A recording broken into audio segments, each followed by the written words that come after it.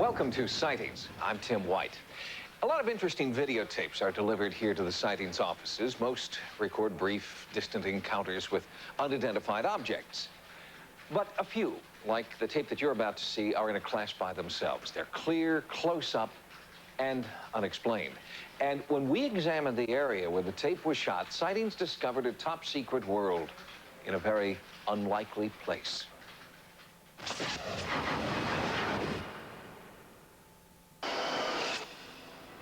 A freak snowstorm is about as big as the news gets in quiet Chillicothe, Ohio. But in 1996, Terry Howard shot home video of a UFO. I went to take the trash out behind the house, and I glanced up at the sky. I saw 4 bright objects that looked like stars. They lit up really bright into like a bright yellow light, kind of like a flare, and they moved together into one solid bright yellow object, and then they separated back into kind of a line. Terry Howard was not the only one to have a sighting that night. Chillicothe Sheriff Ron that lived in the southern portion of Ross County, that they had seen or witnessed some lights that were in formations in the sky. They didn't have animals in the neighborhood, as far as I could hear, was again, we still have no idea what they were. I finally thought, hey, maybe I should get the camera on this. So I went in and I got our video camera and came back out, and that's when I was lucky. William Jones rushed to investigate the scene and analyze the video. I think it's definitely an anomalous phenomenon of some kind. When you first look at the tape, you think it might be flares. But when you find out from Terry that those objects, when he first saw them, were coming together, and then on the tape, when you see them spreading apart, those obviously cannot be flares. Jones is the Ohio director of MUFON, the world's largest UFO investigation group. MUFON's video and film expert is Jeff Sainio, and he has analyzed the Howard tape. Witness stated that what we saw here, the lights coming in and out, happened 4 or 5 times before he raced off to get his camera. An action like this is obviously not the result of some conventional object. And if it were any kind of conventional object, it'd be moving in some even, consistent path across the sky. But what we're seeing here, this thing in just a few seconds moving upward and then downward again, clearly a motion wouldn't be seen by a conventional object.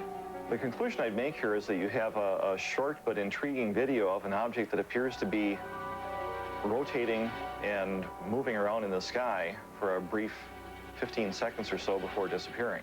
So that fits in well with many sightings that have occurred in other areas. But Sainio could say only what it is not. No one knows where the UFO came from or why it came here. There have been more than an average number of UFO sightings come out of southern Ohio, it seems to me. You have a low population density down here. You would think it would be just the opposite. You'd think that where more people are living, there's a better chance of seeing UFOs. But for some reason, a large number of reports do seem to come out of this area. Chillicothe may be a long car ride away from any big city, but by air, it's only minutes from Wright-Patterson Air Force Base, where many ufologists believe secret weapons based on recovered alien technology are being built and flown. But others feel the real answer is even closer to home. The triangulated convergence point of all the reported phenomena from October 16th was determined to have been in the skies above Adams County, which houses the Peach Mountain Complex. Kenny Young is a member of TASC, Tri-State Advocates for Scientific Knowledge. He thinks the UFOs may be coming from a remote General Electric testing facility south of Chillicothe. Adams County is the most remote and desolate part of Ohio. It also houses the facility that we call Ohio's Area 51, which is the GE facility located within the Peach Mountain Range. It's very desolate, very remote. Very few people are there from which to see something that would be tested. The Peoples facility claims that all GE jet engines are tested on the ground, never in the air or attached to secret aircraft. I did make some inquiries with the public relations director of GE regarding the October 16th sightings. And I did receive a response from them in which they flatly denied that there was any activity that they would have been involved with.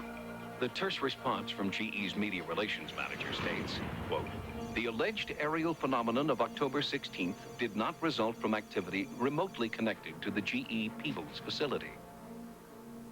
But I should note that certain airspace above the Peebles site is utilized by Wright-Patterson Air Force Base. And in the past, USAF aircraft maneuvers have been performed in airspace near and above the Peebles facility." In addition to inquiries placed with GE, I also took the step of requesting information from Wright-Pat by fax, in which they have mysteriously lost. Young admits his biggest enemy right now is red tape. GE does not deny that there is a facility there. It's just immersed in secrecy to the point where nobody really knows exactly what is being tested.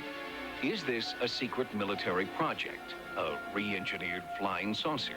Or is Chillicothe's proximity to Wright-Pat and GE a red herring, throwing ufologists off the extraterrestrial track? I think the tape that Terry took is important. It focuses for the public on the fact that we're seeing something in the skies that we can't explain. This has been going on for at least 50 years, at least since the mid-1940s. I think it's time that the government comes straight on what it knows. If they do have new equipment, testing it out, I think it would be the sensitivity of it to keep it confidential and quiet would be to the security of our country. It would be of most importance. I don't know what I saw, to be honest, that night. I know it wasn't an airplane or a helicopter, and it wasn't fireworks, and it wasn't flares. So I'm not sure what it was. If there is an extraterrestrial component to all of the UFO sightings that have been made over the years, then it's time for us as a species to grow up and realize we're living in a galactic neighborhood, perhaps, that we're going to have to join. Terry Howard tells us that since he shot his historic video, he has become something of a local celebrity, fielding offers from a number of different programs. And Terry says he's no longer ambivalent about the reality of UFOs. They are out there, Terry reports, and hopefully he will catch one again.